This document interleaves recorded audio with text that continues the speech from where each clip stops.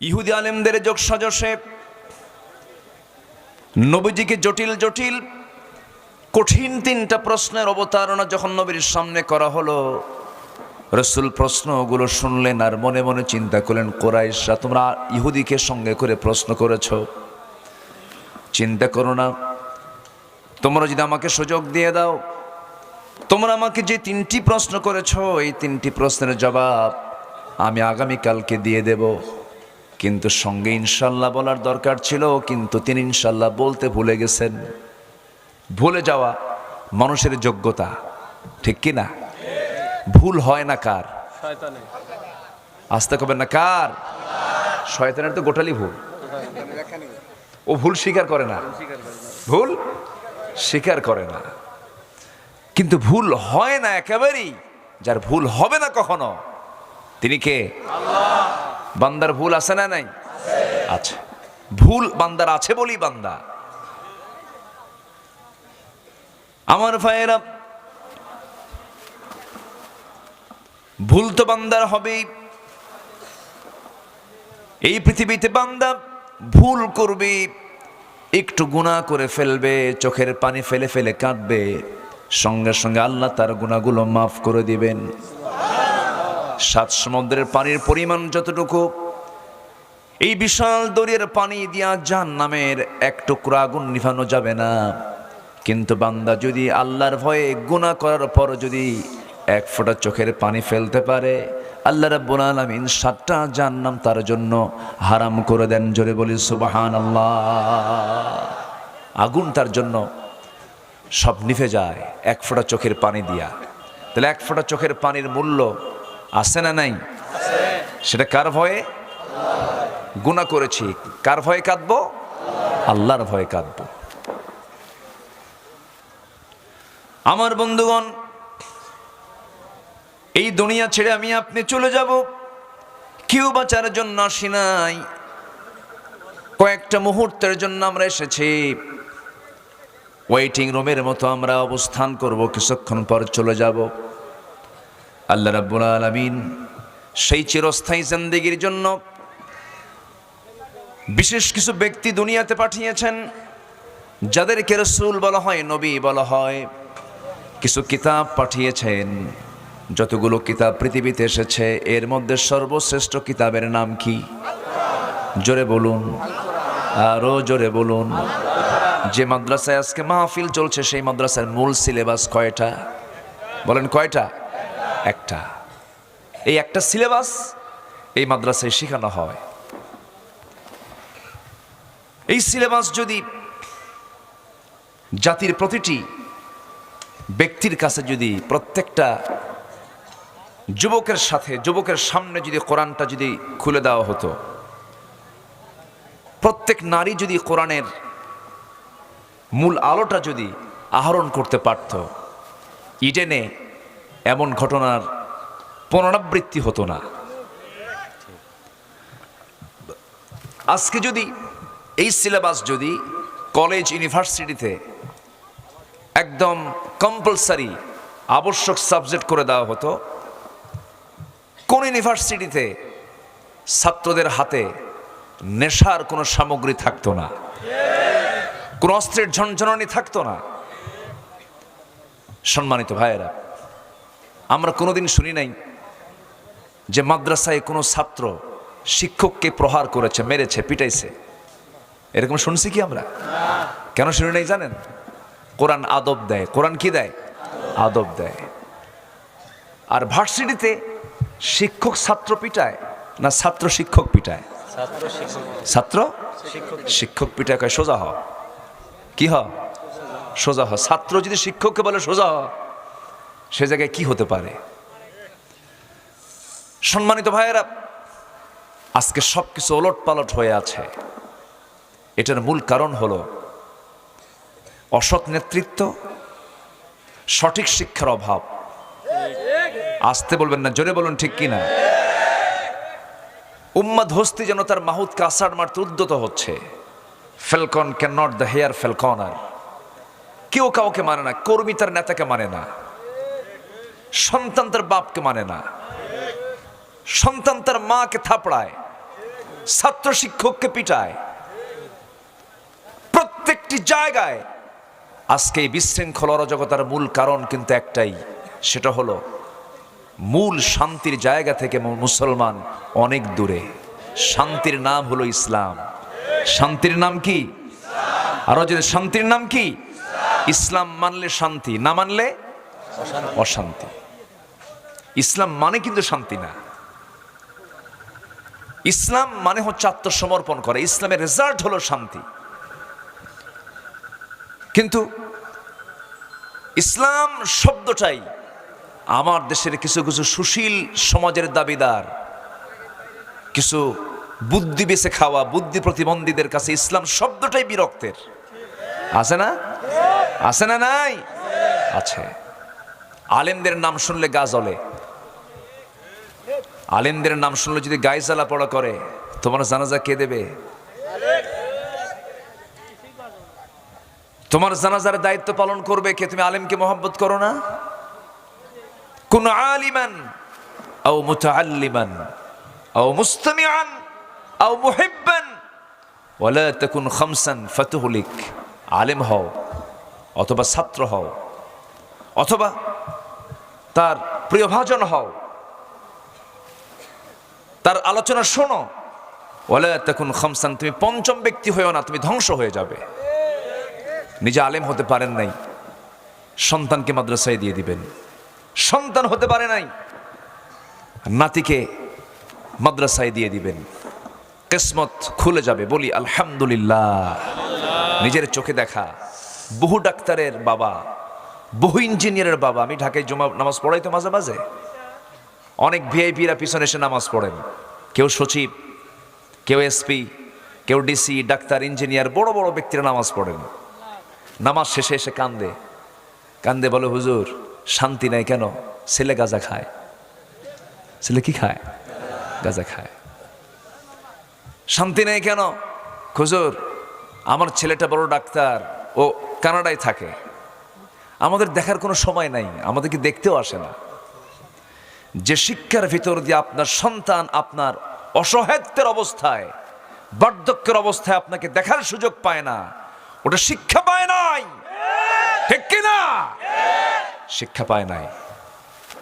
এজন্য চোখ বন্ধ করে মাদ্রাসায় দিয়ে দিবেন। রাজি আছেন? রাজি আছেন? কি করে খাবে এই কথা ইমানদার কখনো বলতে পারে না। কি করে খাবে, এটা কি ইমানদারের কথা না শয়তানের কথা? আল্লাহ তাআলা রিজিকের কথা বলেছেন 90 বার। 90 বার কোরআনে রিজিকের কথা বলেছেন। আর শয়তান একবার দাওয়াত দিছে। শয়তান কি করছে?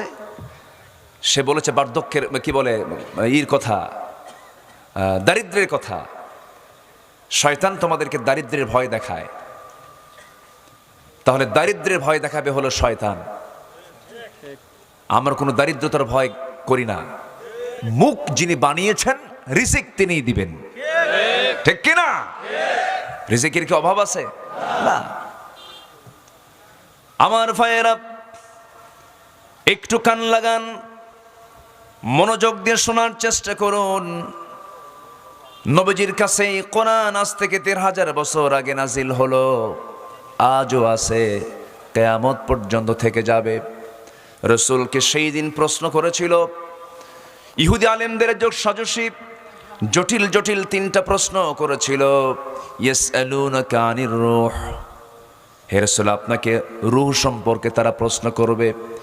ইয়াসআলুনাকা আন যিল কারনাইন, যুলকারনাইন সম্পর্কে আপনাকে প্রশ্ন করবে। আর আরেকটা হলো আসহাবে কাহাফ নিয়ে, আসহাবে রাকিম নিয়ে তারা আপনাকে প্রশ্ন করছে। এই 3টা প্রশ্নের জবাব রাসূল বলে দিলেন আগামীকালকে দেব, কিন্তু ইনশাআল্লাহ বললেন না। ইনশাআল্লাহ বলতে তিনি ভুলে গেলেন। ইচ্ছা করে যদি কেউ না বলে গুনাহগার হতে হবে, কিন্তু ভুল হয়ে গেলে মাফ করার জন্য কে আছেন? আল্লাহ। আসতে বলবেন না কে? আল্লাহ। ইচ্ছা করে ভুল করা আর হঠাৎ ভুল হওয়া কি একরকম নাকি? ইচ্ছা করে চুরি করা লোক আছে না নাই? ইচ্ছা করে ডাকাতি করা লোক আছে না নাই? ইচ্ছা করে সিল মারা লোক আছে না নাই? সিল মারা তো চুরি করা না, চুরি করা এটা চুরি করা। আমার ভাইয়েরা চুরিতে চুরি। আমার বন্ধুগণ, হঠাৎ করে কোনো ভুল হয়ে গেছে, আমার আল্লাহ যত বড়, আমার আল্লাহর রহমত কোনো অংশ তার ছোট নয়, রহমত বড়, তিনি রহমান, তিনি গফফার। আমার গুনাহ বড় হতে, আমার গুনাহ যত বড়ই হোক না কেন, আমার আল্লাহর রহমতের কাছে কিছুই না। আল্লাহ পাক আমাকে মাফ করবেন, অবশ্যই মাফ করবেন। কেন মাফ করবেন না? তিনি তো মাফ করার জন্য, তিনি গফফার, তিনি গফুর, তিনি তো আমাকে মাফ করবেন। কিন্তু পরিকল্পিত কোনো গুনাহ করা যাবে না, এটা কার হুকুম? আল্লাহ তাআলা বলছেন, ইন তাজতানিবু কাবাইরা মা তুনহাউনা আনহু নুকাফির আনকুম সাইয়্যাতিকুম ওয়া নুদখিলকুম মুদখালান কারীমা। তুমি যদি সকল প্রকার কবিরা গুনাহ থেকে নিজেকে গুটিয়ে রাখো। কবিরা গুনাহগুলো কি? যেমন কবিরা গুনাহ হলো শিরকের কাজ করা, কবিরা গুনাহ হলো বান্দার হক নষ্ট করা, কবিরা গুনাহ হলো বাপ মার হক নষ্ট করা, কবিরা গুনাহ হলো বান্দার হক নষ্ট করা, কবিরা গুনাহ মানে হলো বেদাত করা, কবিরা গুনাহ মানে হলো মুনাফিকি করা, কবিরা গুনাহ মানে হলো আল্লাহর দল বাদ দিয়া মানুষের দল করা। আস্তে কোন আছে না নাই? আমরা দল করব কার? সেই দলটার নাম কে দিয়েছেন? সেই দলটার নাম কি বলেন? আরো জোরে, আরো জোরে, আরো জোরে। আল্লাহর দল নামে একটা শব্দ আছে, বাক্য আছে, আলা ইন্না হিজবাল্লাহি হুমুল গালিবুন। সাবধান, ইসলামী দল করো, এই আল্লাহর দলটাই বিজয়ী হয়ে যাবে। জোরে বলি সুবহানাল্লাহ। দল নিয়ে প্রশ্ন কোরআনে আছে না নাই? অনেকে নামাজ না মানতে চায় কিন্তু দল মানতে চায় না, আছে না নাই? রসুলকে নামাজে মানবি, রসুলকে রোজাতে মানবি, রসুলকে হজে মানবি, রসুলের প্রতি দরুদ পড়তে পড়তে চোখের পানি দিয়া দাড়ি মোবারক ভিজে ফেলবে। কেমন করে রাষ্ট্র চালিয়েছেন রসুল, কেমন করে রাজনীতি করেছেন রসুল, যে রাষ্ট্রপতি ছিলেন সেটা মানতে নারাজ, আছে না? মানতে নারাজ। তার বড় প্রমাণ হলো রসুলকে সুদ চেয়েছেন নাকি? আজকের সমাজে সুদ আছে না নাই? সুদ খাওয়া কি ছোট গুনাহ না বড় গুনাহ? সাগীরা না কাবীরা? ইন তাজতানিবু কাবাইরা মা তুনহাউনা আনহু নুকাফির আনকুম। সুদের মতো গুনাহ, জিনার মতো গুনাহ, এই সমস্ত গুনাহগুলো, শিরকের মতো গুনাহ থেকে যদি তুমি নিজেকে গুটিয়ে রাখতে পারো, নুকাফির আনকুম সাইয়্যাতিকুম, আমি তোমার যত ছোট ছোট সাইয়্যাত গুলো আছে সব মাফ করে দেব। ছোট ছোট যত গুনাহ আছে সব মাফ হয়ে যাবে। শর্ত হলো বড় বড় গুনার দিকে যাওয়া যাবে না। আজকে আমার দেশে মাদ্রাসা আগের চাইতে কম না বেশি? হুজুর কম না বেশি? দাড়িওয়ালা, টুপিওয়ালা, আচ্ছা, মসজিদ, মাদ্রাসা, আলেম ওলামা, সুদ, এই তাহলে কেমন হলো? তাহলে মসজিদও বাড়লো, মাদ্রাসাও বাড়লো, সুদও বাড়লো।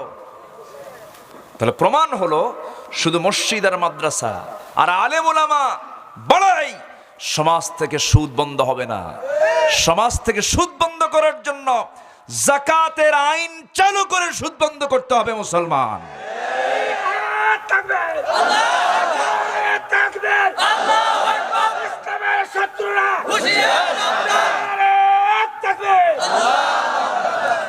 কিন্তু এটা কি সবাই চায়? সবাই চায় না।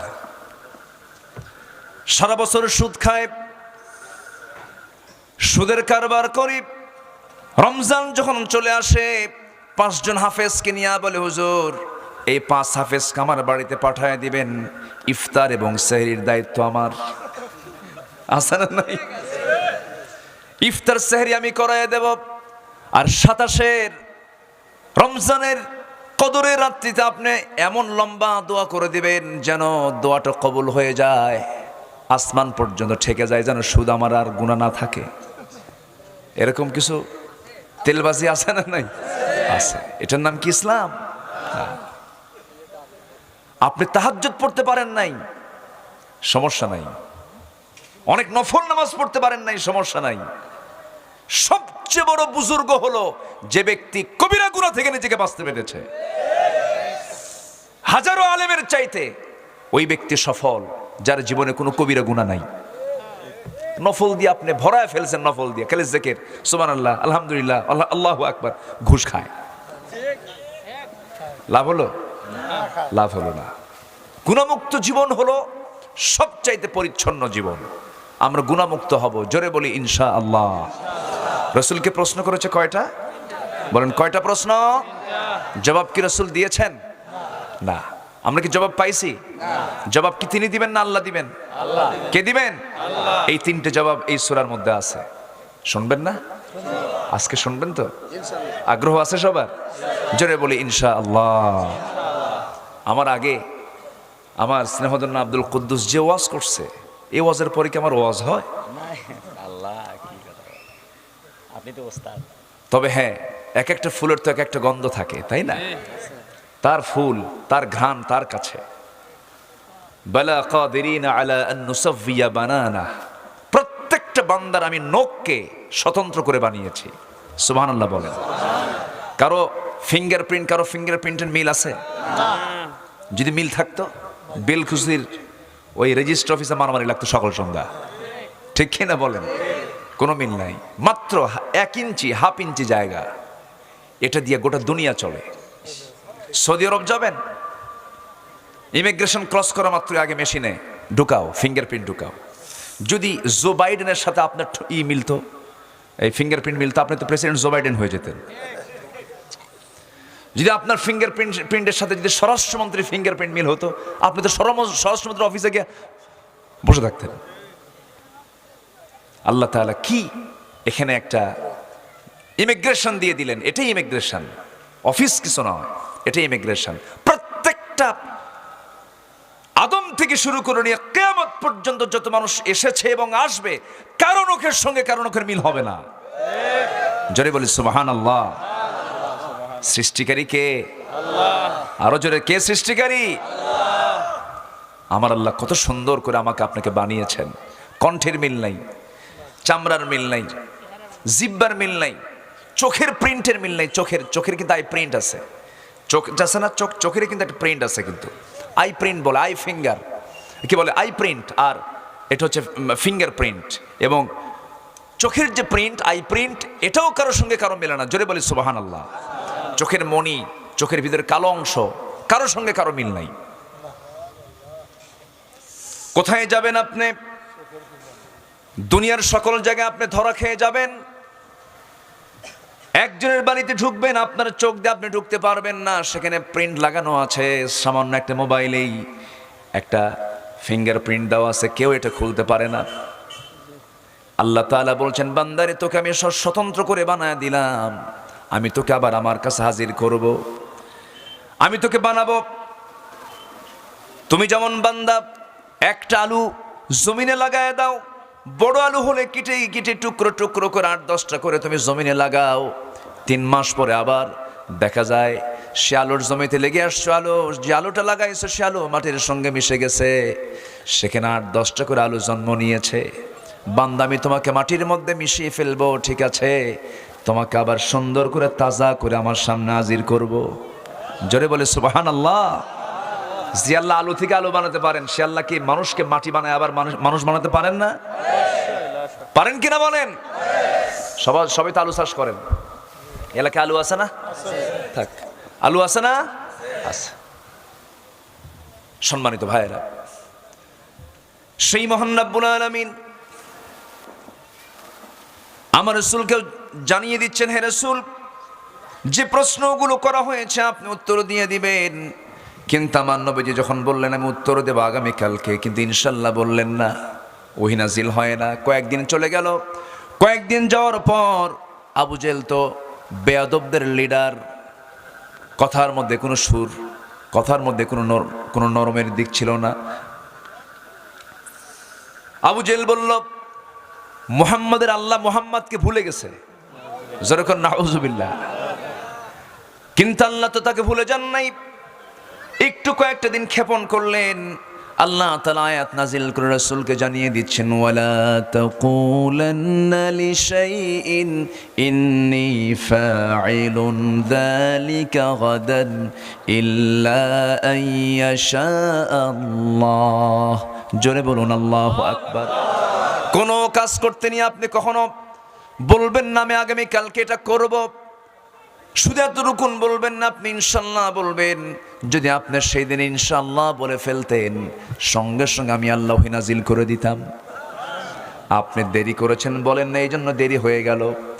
যখন প্রশ্ন করা হলো, আমার নবীজি উত্তর দেওয়ার জন্য প্রস্তুতি নিয়ে নিলেন, আয়াত নাজিল হয়ে গেল।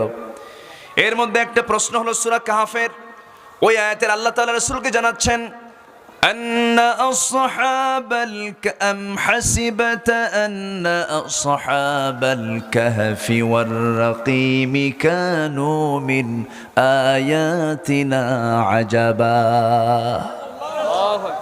হে রাসূল, আপনার কি ধারণা আছে, আপনি কি জানেন এই হিসাবটিকে? আপনার আম হাসিবেতা, আপনি কি জানেন আসহাবে কাহফ কারা, আসহাবে রাকিম কারা?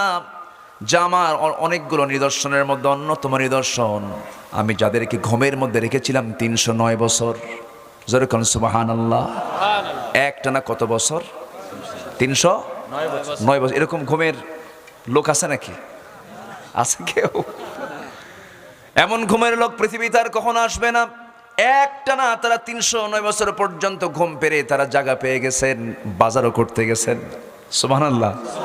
309 বছর মনে করেন গোসল নাই, নখ কাটা নাই, চুল কাটা নাই, খাওয়া নাই, দাওয়া নাই। তখন বলেন তো চেহারার কি বলেন আসল অবস্থায় আছে? নিজে নিজেকে চেনে না। তারা কেমন অবস্থায় ছিল, কি অবস্থায় ছিল? আল্লাহ তাআলা বলেছেন, ওয়ালাবিসু ফি কাহফিহিম 300 সিনিনা ওয়াজদাদু 9। 309 বছর পর্যন্ত তারা সেই গুহার মধ্যে ছিল। গুহা থেকে তারা জায়গা পেয়ে গেল, ঘুম থেকে জায়গা পেল। ক্বালা কাইলুম মিনহুম, তাদের মধ্যে প্রশ্ন করলো, কাম লাবিসতুম, কতক্ষণ ছিলে? একজন আরেকজনকে বলে একদিন অথবা 2 দিন। অথচ এর মাঝে চলে গেছে কত বছর? 309 বছর। এটা কে পারেন? আল্লাহ। আসতে বলবেন না, এটা কে পারেন? আল্লাহ পারেন। আমি কি শেষ করে দেব? দু একজন যে ওঠে না, ওঠে না, না আবার আসবে। নিম্নচাপ, হ্যাঁ নিম্নচাপ শুরু হয়েছে। আবার ঊর্ধ্বচাপও কিন্তু আছে। ঊর্ধ্বচাপ এটা হলো বিড়ি খাওয়া চাপ, বিড়ির ধোঁয়া তো উপরের দিকে যায়, এই জন্য এটার নাম দিয়েছে আমি ঊর্ধ্বচাপ। বিড়ি খাওয়া চাপও কিন্তু কম না। যার বিড়ি খাওয়ার নেশা আছে, বিড়ি না পাইলে মাথা ঘোরে, আছে না নাই? আছে। ঠিক আছে, বেশি করে বিড়ি খাবেন, মাথা ঘুরলে ঠিক হওয়া দরকার। তো এই জাতি যে পরিমাণ বিড়ি খায়, আমার মনে হয় কিছু কিছু চাচা আছে এত বিড়ির নেশা, কবরে যায় ওখানে আন্দোলন করবে যে আল্লাহ তুমি জান্নাত আর জাহান্নাম কোন দিন দিবা তা তুমি আল্লাহ ভালো জানো, আগে বিড়ির প্যাকেট দাও। আসলে এরকম কিছু লোক আছে না নাই? খুব নেশা। ভাত নাই সমস্যা নাই, খাবার নাই সমস্যা নাই, প্যাকেট একখান দিতে হবে আমাকে। না, ইমানদার আমার নবীর উম্মাহ, আমার বিশ্ব নবীর উম্মাহ, আমরা মুখটাকে দুর্গন্ধ বানাবো না। আমার নবীজির সারা জীবনের সুন্নাত ছিল বেশি বেশি মেসওয়াক করা। জোরে বলি সুবহানাল্লাহ। আমার নবীজির সারা জীবনের সুন্নাত ছিল, আমার নবীজি মাঝে মাঝে বলতেন আমার উম্মতের যদি কষ্ট না হতো মেসওয়াককে আমি ওয়াজিব বানায় দিতাম। এবং নবীজির জীবনের শেষ আমলও হলো মেসওয়াক করা। দাঁতটাকে পরিষ্কার রেখেছেন মুহাম্মদ সাল্লাল্লাহু আলাইহি ওয়াসাল্লাম। ওযু করতেই মেসওয়াক লাগাতেন, বিছানায় যেতেই মেসওয়াক লাগাতেন। নবীজি মারা যাবেন, বুখারীর হাদিস, আম্মা জান আয়েশা বর্ণিত হাদিস, রাসূল মারা যাচ্ছেন, বলছেন আয়েশা আমার মনে হয় মৃত্যুর সময় ঘনিয়ে এসেছে, সাকরাতুল মাউতের সব লক্ষণ আমার মধ্যে সৃষ্টি হয়েছে। মনে হচ্ছে আয়েশা আমার শরীরের প্রত্যেকটা পার্টস জোড়া জোড়াগুলো খুলে ফেলা হচ্ছে, আমি মনে হয় মারা যাব। আয়েশা যেহেতু মারাই যাচ্ছি, আমার রবের সন্ধান আমি চলে যাব, তো আমার মুখটা কেমন যেন দুর্গন্ধ মনে হচ্ছে, একটা মেসোয়াক এনে দেওয়া যায় কি? আমার নবীজি যখন এমন একটা কথা বললেন, আম্মা জান আয়েশা তিনি ওই সময় রাসূলকে উরুর উপরে মাথা রেখে তাকে খেদমত করছিলেন। উঠতে গেলে নবীজি কষ্ট পাবেন এটা মনে করে আমার নবীজি বললেন, ও আয়েশা তুমি কি চিন্তা করছো? তিনি বলছেন, ইয়া রাসূলুল্লাহ, আপনার চুল পরিমাণ কোনো কষ্ট হোক আমি আয়েশা চাই না, একটু অপেক্ষা করুন, ব্যবস্থা হয়ে যাবে। বড় ভাই আব্দুর রহমান ইবনে আবু বকর রাদিয়াল্লাহু তাআলা আনহুকে ডাক দিয়ে বলছেন, ভাই রাসূল একটা মেসওয়াক চাচ্ছেন, একটা মেসওয়াক এনে দেওয়া যায় নাকি? আমার নবীজি মেসওয়াকের জন্য আবদার করলে তিনি বড় ভাইয়ের কাছে আবদার করলেন, মেসওয়াক টেনে দেওয়া হলো। আমার নবীজির হাতে মেসওয়াকটা দেওয়ার আগে তিনি মেসওয়াকটা হাতের মধ্যে নিলেন, নিয়ে নিজের শক্ততাতে চাবাতে লাগলেন। চাবায় চাবায় তিনি মেসওয়াককে নরম করে দিলেন। মেসওয়াক নরম করে দিয়া 18 বছরের বিবাহিতা আয়েশা সিদ্দিকা রাদিয়াল্লাহু তাআলা আনহা আমার নবীর হাতে যখন মেসওয়াকটা যখন থুতু সহ মেসওয়াকটা দিয়ে দিলেন, নবীজি মেসওয়াকটা নিয়ে মুস্কি একখান হাসি মারলেন। আম্মা জান আয়েশা বলেন, নবীজির দাঁত যেন মুক্তোর দাঁতের মতো চকচক করতেছিল। নবীজি মুস্কি হাসি মেরে মেসওয়াকটা নিয়ে মেসওয়াক শুরু না করে আমার মুখের থুতু লাগানো, মেসওয়াকের আগে যে থুতু লাগানো ছিল সেই থুতুগুলো আমার নবীজি চুষে চুষে পান করতেছেন।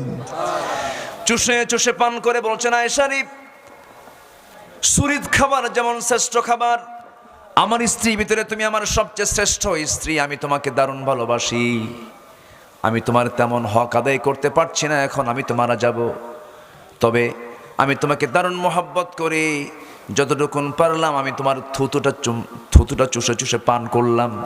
আম্মা জান আয়েশা খুব খুশি হয়ে গেলেন এবং তিনি মাঝে মাঝে বলতেন, আমার নিজের জীবনকে আমি ধন্য মনে করি, রাসূল তার জীবনের শেষ খাবার খেয়েছেন আমি আয়েশা আমার মুখের লালা। যেরকম সুবহানাল্লাহ। আমার নবীজি মেসওয়াক করলেন, মেসওয়াক ছিল তার জীবনের শেষ ব্যবহারিক আমল। কোন নেশা আমার নবীর জীবনে ছিল না। আমার নবী কোনোদিন পান খান নাই, জর্দা খান নাই, বিড়ি খান নাই, কিন্তু আমার দেশের লোকদের পান খাওয়া বিড়ি খাওয়া দেখে মনে হয় কোন নবীর পূর্বে নবীর কোন সুন্নত হতে পারে। নাউজুবিল্লাহ বলবেন না? এত পান খাওয়া খায়, দিনে 100 খিলি পান লাগে, এমন লোক আছে না নাই? সারাদিন চাবায়, মনে হয় আল্লাহ তারা পাঠাইছি পান খাওয়ার জন্য, এরকম লোক আছে না নাই? কষ্ট পাচ্ছেন নাকি? বাদ কাউরে দিচ্ছি না তো, হুজুররা পান খায়, পাবলিক বিড়ি খায়, বাদ কাউরে দি নেই। আপনি পান খান, পান খেতে আপত্তি নাই, কিন্তু পানের সাথে আবার হাকিমপুরি রহমতুল্লাহ কেন আছে না নাই? হাকিমপুরি, রহমতপুরি এগুলো খাওয়া যাবে না। আপনি পান খাবেন না কেন? পান খান, এটা সুন্নাতুল উলামা। আমি বলবো আমার দেশের আলেমরা যেহেতু এটা খায়, আপনি খেতে পারেন, কিন্তু নট তামাক। জর্দা কখনো খাওয়া যাবে, আস্তে কয় না, খাওয়া যাবে, কারণ এই মুখে কার নাম? তামাক খাওয়ার কারণে মুখে ক্যান্সার হয়, তামাক খাওয়ার কারণে স্টমাক ক্যান্সার হয়। আল্লাহ কি ক্যান্সারওয়ালা দেহ দিছিল? আপনি তামাক খায় ক্যান্সার বানালেন, আল্লাহর কাছে জবাব দিতে হবে না? ওয়ালা তুলকু বিআইদিকুম ইলা তাহলুকা, তুমি তোমার নিজকে ধ্বংসের দিকে ঠেলে দিও না। দেহ আমি বানিয়েছি, দেহের যত্ন তুই বান্দা করবি। আল্লাহু আকবার বলেন। তাহলে এই দেহ নিয়ে প্রশ্ন আছে না নাই? আছে। এই দেহের যত্ন নিতে হবে। না খেয়ে থাকবেন হবে না। বাড়িতে খাবার আছে, খাবেন না তা হবে না। রাসূল খান নাই কখন? যখন খাবার পান নাই তখন খান নাই। আপনি আছে খাবেন না, এটা আপনার ঠিক হবে না, এটা ঠিক হবে না। রাসূল প্রত্যেক রাত্রে উঠে দুধ খেতেন, কারণ যুদ্ধ করতে শক্তির দরকার, ঠিক কিনা? রাসূল খেয়েছেন, যখন খাবার পেয়েছেন খাইছেন, যখন খাবার পান নাই খান নাই। আমার ভাইয়েরা, কথার তো কথা বেড়ে যায়, ডাল বেড়ে যায়। রাসূল কেমন প্রশ্ন যখন করা হলো, রাসূল তথ্যগুলো দিয়ে দিলেন। ইহুদি আলেমরা বলে ফেললো, শোনো কুরাইশরা এমন প্রশ্ন করেছে আগের কিতাব থেকে হুবহু মিলে গেছে, এটাই আল্লাহর পয়গম্বর। যেরকম সুবহানাল্লাহ। আমার ভাইয়েরা, এখান থেকে একটা বিষয় স্পষ্ট হয়ে গেল, ওই গুহার ভিতরে যে 6 জন সদস্য ছিল তার সঙ্গে একটা কুকুরও ছিল। কি ছিল? সেই কুকুরটা জান্নাতি। একটা প্রাণী জান্নাতে যাবে, সেটা হলো আসহাবে কাহাফের ওই কুকুর। আল্লাহু আকবার বলেন। কেন যাবে জানেন? এর মূল কারণ হলো সে দ্বীনের পথের মুজাহিদের পাহারাদার ছিল। দ্বীনের পথের মুজাহিদরা যাচ্ছিল, কুকুর ওদের পিছে পিছে যায়, তাড়া দেয়, তাও নড়ে না। শেষ পর্যন্ত তাকে মারার পরেও যখন ফিরল না, তখন তাকে সাথে নিতে বাধ্য হলো। সে গুহার পাশে বসে বসে পাহারা দেয়। সে আসহাবে কাফের সেই কুকুরটাও জান্নাতের মেহমান হবে। সৎসঙ্গে স্বর্গবাস, অসৎসঙ্গে সর্বনাশ। এটা হচ্ছে মূল কবি, হলো কবি শেখ সাদি। এটা বাংলায় আসছে। সাহাবতে সালেহ তেরা সালেহ মে কুনাত, সাহাবতে তালেহ তেরা তালেহ মে কুনাত।